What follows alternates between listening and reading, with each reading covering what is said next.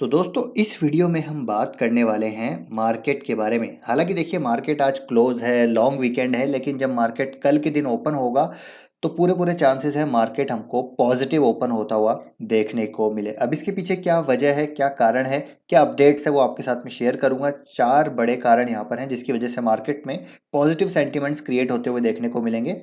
उसको हम एनालाइज करेंगे। साथ ही साथ निफ्टी को भी हम टेक्निकल चार्ट पे एनालाइज करने वाले हैं। लेकिन देखिए ये अगर मैं शॉर्ट टर्म की बात करूं तो पॉजिटिव हो सकता है, लेकिन यहाँ पर लॉन्ग टर्म में कुछ एक ऐसी चीज़ें हैं जो मार्केट का मूड बिगाड़ सकती है। तो वो भी आपके साथ में यहाँ पर डिस्कस करूंगा। हालांकि बहुत डिटेल में डिस्कस नहीं करेंगे, लेकिन अवेयर रहना ज़रूरी है, तो वो आपके साथ में शेयर करूंगा। तो वीडियो के साथ बनी रहिएगा, काफ़ी इंपॉर्टेंट वीडियो होने वाला है। और आगे की रणनीति एज ए इन्वेस्टर्स हमारी क्या होनी चाहिए वो हम डिस्कस करेंगे। सबसे पहला जो कारण है जिसकी वजह से पॉजिटिव सेंटीमेंट क्रिएट होते हुए देखने को मिल रहे हैं वो है दोस्तों यूएस गवर्नमेंट शटडाउन अवर्टेड। जी हाँ, तो यूएस गवर्नमेंट में जो शटडाउन की बात हो रही थी वो अभी यहाँ पर स्टॉप हो चुकी है। यूएस गवर्नमेंट ने जो स्टॉप गैप फंडिंग बिल है उसको अप्रूव कर दिया है। तो इसकी वजह से यहाँ पर शटडाउन स्टॉप हुआ है और डेफिनेटली एक पॉजिटिव इम्पैक्ट हमको यहाँ पर इसका आता हुआ देखने को मिला है। अगर देखिए गवर्नमेंट शटडाउन हो जाती, इंस्टीट्यूशन शटडाउन हो जाते, एम्प्लॉयज़ यहाँ पर बैठे रहते तो जीडीपी में उसका असर पड़ता है। तो और यूएस की जीडीपी पर असर पड़ेगा तो उसका इफेक्ट हमको दूसरी इमर्जिंग इकोनॉमीज में भी पड़ता हुआ देखने को मिलता है। और इसके बारे में अभी हमने 2-3 दिन पहले भी बात करी थी कि यूएस शटडाउन डेफिनेटली यहाँ पर मूड बिगाड़ सकता है मार्केट का अगर लागू हुआ तो, लेकिन ऐसा नहीं हुआ है। और इसकी वजह से क्या हुआ है, इसकी वजह से देखेंगे आप तो जो फ्यूचर्स हैं, ठीक है, जो फ्यूचर्स हैं, इंडेक्स फ्यूचर्स हैं, उसमें पॉजिटिविटी आती हुई देखने को मिली है। डाउ जोन्स की बात करूँ तो देखिए 200 पॉइंट्स अप है डाउ जोन्स, एसएनपी अप है, नेस्डेक यहाँ पर ऑलमोस्ट 1% के आसपास अप है और डाउ जोन्स यहाँ पर डेफिनेटली अप है। तो कल के दिन हमारा मार्केट भी यहाँ पर पॉजिटिव ओपन होता हुआ देखने को मिल सकता है। हालांकि देखिए यहाँ पर कई चीज़ें ऐसी हैं जिसकी वजह से हो सकता है मार्केट कल रेड भी हो जाए। वो क्या चीज़ें हैं वो मैं अंत में बात करूंगा, तो बने रहिए वीडियो के साथ। हालांकि ये चीज़ें यहाँ पर डेफिनेटली पॉजिटिव है। तो ये हो गया पहला रीज़न। दूसरा रीज़न, चाइना का जो पीएमआई डेटा आया है वो काफ़ी प्रॉमिसिंग आया है। Not very promising but definitely यहाँ पर रिकवरी के संकेत देखने को मिल रहे हैं।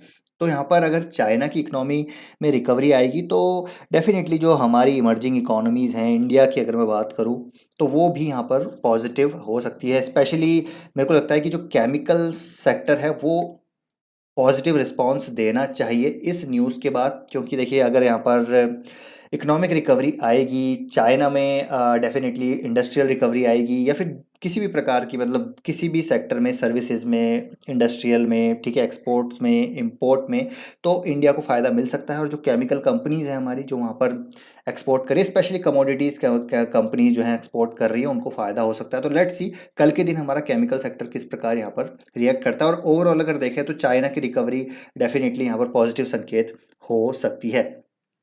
थर्ड अगर हम बात करते हैं तो वो है देखिए जीएसटी कलेक्शन। इंडिया का जीएसटी कलेक्शन अगेन एक बार फिर से यहाँ पर हमको काफ़ी अच्छा होता हुआ देखने को मिला है। 10% वाई ग्रोथ हमको यहाँ पर सितंबर में आती हुई देखने को मिली और ये कंटिन्यूस हम देख रहे हैं कि ऑलमोस्ट 1.5 लाख करोड़ के आसपास, और ऊपर इनफैक्ट 1.60 लाख करोड़ के आसपास जीएसटी कलेक्ट होता हुआ हमको देखने को मिल रहा है। और ये कोई वन ऑफ इवेंट नहीं है, लगातार पिछले कई समय से हम यहाँ पर देख रहे हैं कि जीएसटी कलेक्शन काफ़ी अच्छा होता हुआ देखने को मिल रहा है, which is a good sign. तो डेफिनेटली ये एक पॉजिटिव साइन है इकोनॉमी के लिए, स्टॉक मार्केट के लिए। लेट्स सी किस तरीके से इसको रिएक्ट करता है मार्केट। हालांकि पिछले बार जब भी हमने देखा है कि जीएसटी कलेक्शन अच्छा हुआ है तो मार्केट पॉजिटिव रिएक्ट करता हुआ नजर आया है। तो ये हो गया दोस्तों तीसरा रीजन। चौथे रीजन की मैं बात करूंगा तो ऑटो सेल्स के नंबर अभी आ चुके हैं।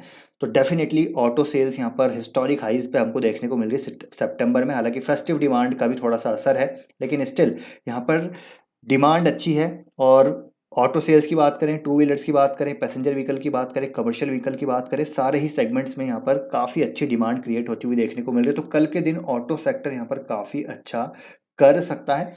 और ये दिखा भी रहा है कि जो हमारी इंटरनल जो डिमांड है, जो हमारी डोमेस्टिक इकोनॉमी है, कितनी मजबूत है। ये एक बहुत बड़ा पॉजिटिव साइन है। हालांकि देखिए ग्लोबल फैक्टर्स थोड़े से वीक हो सकते हैं, ठीक है, लेकिन स्टिल हमारी जो इकोनॉमी है वो काफ़ी रेजिलियंट यहाँ पर नज़र आ रही है। तो ये एक और पॉजिटिव साइन है। तो ये चार बड़े कारण हैं जो डेफिनेटली यहाँ पर पॉजिटिव सेंटीमेंट क्रिएट कर रहे हैं। अगर मैं निफ्टी 50 की बात करूँ तो देखिए वीकली चार्ट पे 20,000 को टच करने के बाद निफ्टी में हमको करेक्शन देखने को मिली ऊपरी तरफ से। आप देखें तो करीब करीब 3% के आसपास यहाँ पर हमको करेक्शन देखने को मिल चुकी है, 2.5-3% के आसपास करेक्शन देखने को मिल चुकी है। लेकिन अगर वीकली चार्ट पे आप देखेंगे एक चीज़ यहाँ पर अच्छी नज़र आ रही है कि अभी भी जो ट्रेंड है वो हमको पॉजिटिव ही देखने को मिल रहा है। कोई यहाँ पर डाउन ट्रेंड के, कोई भी यहाँ पर बेयर मार्केट के सिग्नल अभी देखने को नहीं मिल रहे। हो सकता है इंडेक्स यहाँ पर कंसोलिडेट कर सकता है कुछ टाइम के लिए, लेकिन यहाँ पर अल्टीमेटली इंडेक्स ऊपर ही हमको जाता हुआ देखने को मिलेगा। अगर इंडेक्स में गिरावट आती है because of weak global macros, तो यहाँ पर मुझे लग रहा है कि 19,200 का एक अच्छा सपोर्ट है। यहाँ तक मार्केट आने के बाद फिर से एक बार ऊपर जाने की कोशिश करता हुआ नजर आएगा। तो ये जो वॉलेटिलिटी है, ये जो करेक्शन है, इन्वेस्टर्स के लिए मुझे लग रहा है यहाँ पर एक लॉन्ग टर्म जो इन्वेस्टर्स है जिनका नज़रिया लंबा है वो यहाँ पर अपॉर्चुनिटी को ग्रैब कर सकते हैं। अदरवाइज जो शॉर्ट टर्म इन्वेस्टर्स हैं, ट्रेडर्स हैं, पोजिशनल हैं, वो थोड़ा सा अपने आप को लाइट यहाँ पर रख सकते हैं।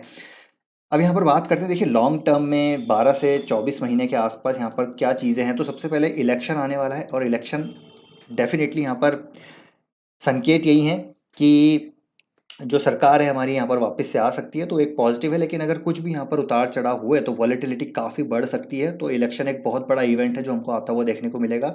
और इसके जस्ट अभी मतलब ये इलेक्शन तो खैर 24 में है, लेकिन अभी एक और इवेंट है, वो है अर्निंग सीजन। बहुत बड़ा इवेंट है। अगर अर्निंग सीजन में कुछ भी यहाँ पर नेगेटिव देखने को मिला, ठीक है, अर्निंग्स यहाँ पर डी ग्रो होती हुई नज़र आई, जिस प्रकार से स्मॉल कैप मिड कैप में रनअप हुआ है, अगर यहाँ पर अर्निंग्स नहीं आई उस तरीके से जो कि पॉसिबिलिटी नज़र आ रही है, तो यहाँ पर काफ़ी डाउनग्रेड्स हमको होते हुए देखने को मिल सकता है। अर्निंग डाउनग्रेड्स होते हुए देखने को मिले तो फिर मार्केट यहाँ पर थोड़े से यहाँ पर हमको रंग दिखा सकता है। तो अर्निंग सीजन की शुरुआत होने वाली, इस पर बड़ा यहाँ पर फोकस रहने वाला है, इसको भी हम डेफिनेटली कवर करेंगे। तो मुझे लगता है कि देखिए बहुत ज़्यादा अग्रेसिव अभी नहीं होना है। अर्निंग्स अच्छी आती है तो आपको पोजीशन बनानी है, अच्छी नहीं आती है लेकिन क्वालिटी है और गिरता है स्टॉक तो आपको डेफिनेटली वहाँ पर बाय करना है। लेकिन स्मॉल कैप और मिड कैप में जो क्वालिटी नहीं है उनमें थोड़ा सा अभी बच के रहना है। वैल्यूएशन बहुत ज़्यादा है और मार्केट में प्रॉफिट बुकिंग कभी भी आ सकती है। अगर थोड़े से भी वीक मैक्रो हुए तो जो यहाँ पर पोजीशन थोड़ी सी यहाँ पर हल्की करते हुए नजर आएंगे जो बड़े स्ट्रॉन्ग इंस्टीट्यूशंस हैं। तो वो अब यहाँ पर चलिए, तो बात हो गई इलेक्शन और अर्निंग्स की, लेकिन यहाँ पर जो ग्लोबल चीज़ें हैं वो हम बात करते हैं। तो डोमेस्टिक बात हो गई, तो ग्लोबली सबसे पहले बात है क्रूड की बात मैं करूँगा। क्रूड एक बहुत बड़ा फैक्टर है जो यहाँ पर मूड बिगाड़ सकता है। और क्रूड की जब हम बात करते हैं तो काफ़ी डिपेंडेंट है इंडिया की। अगर हम देखें तो इम्पोर्ट काफ़ी ज़्यादा इम्पोर्ट होता है हमारा क्रूड, ठीक है। तो यहाँ पर अगर क्रूड के प्राइसेस बढ़ते हैं, देखिए हालांकि $96 पर बैरल के आसपास चला गया था ब्रेंट क्रूड, लेकिन अभी 92 के आसपास है। थोड़े से यहाँ पर रिट्रेसमेंट आता हुआ देखने को मिला है, थोड़े से प्राइसेस फॉल होते हुए देखने को मिले हैं, अच्छी बात है। लेकिन अगर ये 95 या $100 के आसपास रहता है काफ़ी समय तक, तो फिर यहाँ पर इश्यूज़ क्रिएट हो सकते हैं। जो हमारा करंट अकाउंट डेफिसिट है वो बढ़ता हुआ नज़र आ सकता है H2 में, तो वो एक नेगेटिव हो सकता है मार्केट के लिए।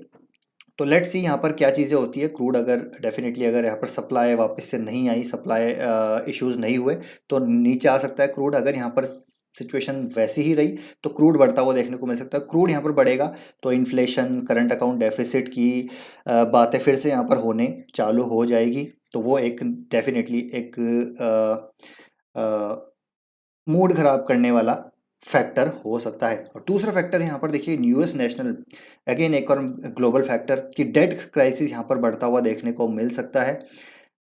और अगर देखें तो billionaire investor Ray Dalio warns of impending US debt crisis. Billionaire Ray Dalio expresses concerns about US economy going to have a debt crisis. तो अगर ये होता है तो फिर आप समझ सकते हैं कि यूएस में अगर डेट क्राइसिस आया तो फिर इमर्जिंग इकोनॉमीज जो अदर मार्केट्स है वो काफ़ी ज़्यादा इससे एक कैस्केडिंग इफेक्ट हमको होता हुआ देखने को मिल सकता है। बाकी इसको डिटेल में अगर आप समझना चाहते हैं तो कमेंट करके बताइएगा, इस पर डिटेल वीडियो बना दूँगा कि कैसे ये इम्पैक्ट करेगा डेट क्राइसिस, जो यूएस का डेट क्राइसिस है कैसे इमर्जिंग इकोनॉमीज़ को इम्पैक्ट करेगा, कैसे यहाँ पर रुपी डिप्रिशिएशन चीज़ें जो बेसिकली इम्पैक्ट होती हुई नज़र आएगी, इन्फ्लेशन की समस्याएं क्रिएट होती हुई नज़र आएंगी, वो सारी चीज़ें हैं। तो वो कैसे इम्पैक्ट कर सकती हैं करेक्शन को, यहाँ पर आप कह सकते हैं कि यहाँ पर बुलावा दे सकती है। तो ये एक अभी ये नहीं आएगा, ऐसा नहीं है कि ये एक सिचुएशन यहाँ पर अभी ख़राब हो रही है, लेकिन एक डेफिनेटली इशू हो सकता है। तो ये दो बड़े कारण हैं जिसकी वजह से लॉन्ग टर्म आने वाले साल 2 साल में इश्यूज़ क्रिएट हो सकते हैं। तो ये है दोस्तों अपडेट मार्केट को लेकर, जहाँ पर हमने बात करी 4 पॉजिटिव चीज़ों के बारे में, ठीक है। और साथ ही साथ हमने बात करी 2 लॉन्ग टर्म इफेक्ट यहाँ पर जो मार्केट को आ सकते हैं उनके बारे में। तो आपका क्या ओपिनियन है वो ज़रूर शेयर कीजिएगा। बाकी देखिए ऐसे इन्वेस्टर में बात करूँगा, अगर आपका नज़रिया यहाँ पर 5 साल का है, 10 साल का है, 15 साल का है, तो ये जो भी यहाँ पर मार्केट में अपॉर्चुनिटी आएंगी, करेक्शन आएगी, 10 से 15% करेक्शन आप मान के चलिए कि आ सकती है इंडेक्स लेवल पे, और इसके लिए हमको तैयार भी रहना है। और यहाँ पर ये जो करेक्शन आएगी और तब हमको यहाँ पर मौके का फ़ायदा उठाना है, क्योंकि अगर मैं इंडिया की बात करूँ तो एज ए स्ट्रक्चरल यहाँ पर एक टेलविंड्स हमको इंडिया में नज़र आती है। इंडिया डेफिनेटली ग्लोबल फैक्टर्स काफ़ी वीक हैं, जहाँ पर अपने 52 वीक हाई पे ग्लोबल स्टॉक मार्केट्स पहुँच रहे हैं, लेकिन इंडिया आप देखेंगे तो ऑल टाइम हाई पे चल रहा है। तो ये दिखाता है कि किस प्रकार की यहाँ पर एक रेजिलियंस है इंडियन मार्केट में। तो जो भी करेक्शन आएगी 10-15% की, 5% की, 8% की, तो उसको as a long term investor हमको यहाँ पर अपॉर्चुनिटी को ग्रैब करना है। तो आई होप दोस्तों ये वीडियो इन्फॉर्मेटिव लगा होगा। पसंद आए वीडियो को लाइक कीजिए, आपका ओपिनियन ज़रूर शेयर कीजिएगा मार्केट को लेकर और किसी चीज़ को लेकर। तो वीडियो अच्छा लगा लाइक कर कीजिएगा। मिलते हैं नेक्स्ट वीडियो में। Till then take care.